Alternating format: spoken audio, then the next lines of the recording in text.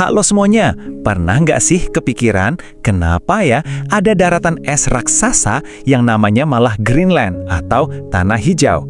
Nah, hari ini kita bakal kupas tuntas kontradiksi seru di balik nama itu. Oke, kita langsung aja ke pertanyaan utamanya. Gimana ceritanya sebuah tempat yang isinya es melulu bisa dapat nama yang kedengarannya subur banget? Ini nih yang bakal jadi benang merah pembahasan kita. Coba dilihat ini. Di satu sisi, gambaran di kepala kita itu ya, gletser, hamparan es sejauh mata memandang. Tapi di sisi lain, namanya Greenland. Kelihatan gak nyambung banget kan? Yuk kita pecahin misteri ini. Untuk jawaban pertama, kita harus mundur jauh ke masa lalu, ke zaman Viking. Jadi, mari kita mulai bagian pertama dari teka-teki ini. Soal tipu muslihat seorang Viking bernama Erik Simerah. Oke, kenalan dulu yuk sama tokoh utama kita.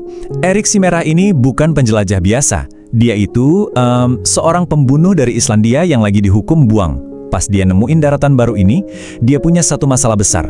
Gimana caranya ngajak orang lain buat mindah ke tempat asing dan dingin ini bareng dia? Dan disinilah ide jeniusnya muncul. Menurut catatan sejarah kuno, dia sengaja menamainya Greenland karena berharap nama yang bagus itu bisa menarik para pemukim. Wah, ini bisa dibilang salah satu strategi branding paling awal dan paling sukses dalam sejarah. Cuma modal nama doang. Jadi gitu aja ceritanya, cuma trik marketing cerdas buat narik orang. Eits, tunggu dulu. Gimana kalau saya bilang, Erik Simerah ini tanpa dia sadari sebenarnya ngomongin sebuah kebenaran yang usianya jauh lebih tua. Nah, sekarang kita masuk ke bagian yang benar-benar bakal mengubah pandangan kita soal Greenland. Siap-siap ya, karena ini ada hubungannya sama penemuan ilmiah, kebenaran hijau dari masa lalu. 2,5 juta tahun yang lalu. Coba, biarin angka ini meresap dulu. Kita ngomongin skala waktu geologis ya, jauh sebelum ada peradaban manusia. Karena ini dia yang luar biasa. Para ilmuwan nemuin bukti kalau Greenland itu dulunya memang beneran ijo. Jadi nama yang dikasih Erik itu bukan bohong-bohong amat, tapi lebih kayak gema dari sebuah kebenaran yang udah lama terkubur es. Terus gimana caranya mereka bisa tahu? Ini keren banget sih. Bayangin aja, para ilmuwan ngebor es setebal lebih dari 3 km. Dan di dasarnya, mereka nggak nemuin batu, tapi tanah purba yang awet sempurna. Di tanah itu ada fosil tumbuhan, ranting, bukti-bukti kalau dulu di sana ada hutan yang subur. Oke, dari masa lalu yang hijau, sekarang kita lompat lagi ke masa kini, buat lihat betapa luar biasanya skala Greenland.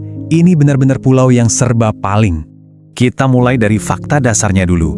Greenland itu megang rekor sebagai pulau terbesar di dunia. Ya, Australia memang lebih besar, tapi kan Australia itu benua, jadi kalau di kategori pulau, Greenland juaranya. Dan sebesar apa esnya? Ini, sekitar 80% dari seluruh permukaan Greenland itu ketutup lapisan es raksasa. Cuma sisa 20% yang bebas es, itu pun kebanyakan cuma di pinggir-pinggir pantainya.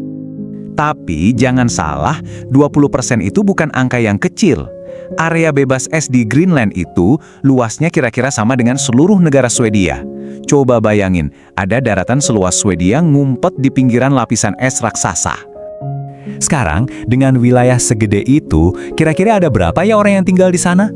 Menurut data tahun 2017, populasinya cuma sekitar 56.480 orang.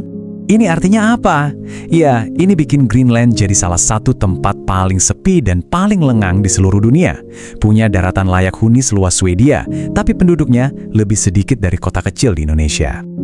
Nah, terakhir kita geser dari geografi ke soal identitas. Soalnya, Greenland itu bukan cuma bongkahan es dan tanah, tapi juga sebuah bangsa yang punya status politik unik. Ini juga unik banget. Kalau kita lihat di peta, Greenland itu kan jelas-jelas bagian dari benua Amerika Utara. Tapi, secara sejarah, budaya, dan politik, dia justru erat banget sama Eropa, terutama lewat hubungannya dengan Denmark. Hubungan sama Denmark ini juga terus berevolusi. Dulu di tahun 1721, Greenland itu murni koloni Denmark. Terus tahun 1953, statusnya naik jadi bagian kerajaan.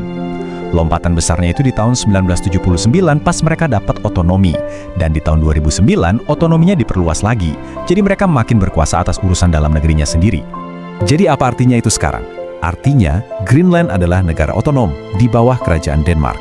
Mereka punya parlemen dan pemerintahan sendiri yang ngurus hampir semuanya, dari pendidikan sampai kesehatan. Denmark masih bantu urus beberapa hal, kayak kebijakan luar negeri dan pertahanan. Oke, yuk kita rangkum cepat 3 hal penting dari pembahasan kita. Pertama, nama Greenland itu ternyata gadungan dari trik marketing Viking sama kebenaran ilmiah dari masa lalu. Kedua, ini adalah tempat yang skalanya ekstrim, gede banget, super sepi, tapi area layak huninya juga masif. Dan ketiga, Greenland itu bukan cuma es, tapi juga sebuah negara modern yang mandiri dengan identitas yang kompleks. Dan ini membawa kita ke satu pemikiran terakhir. Di tengah dunia yang makin panas dan es di Greenland terus berubah, kira-kira rahasia kuno apa lagi ya yang masih terkubur di bawahnya? Fosil apa? Sejarah iklim seperti apa? Atau kebenaran apa lagi tentang planet kita yang masih menunggu untuk ditemukan? Sesuatu untuk kita pikirkan bersama.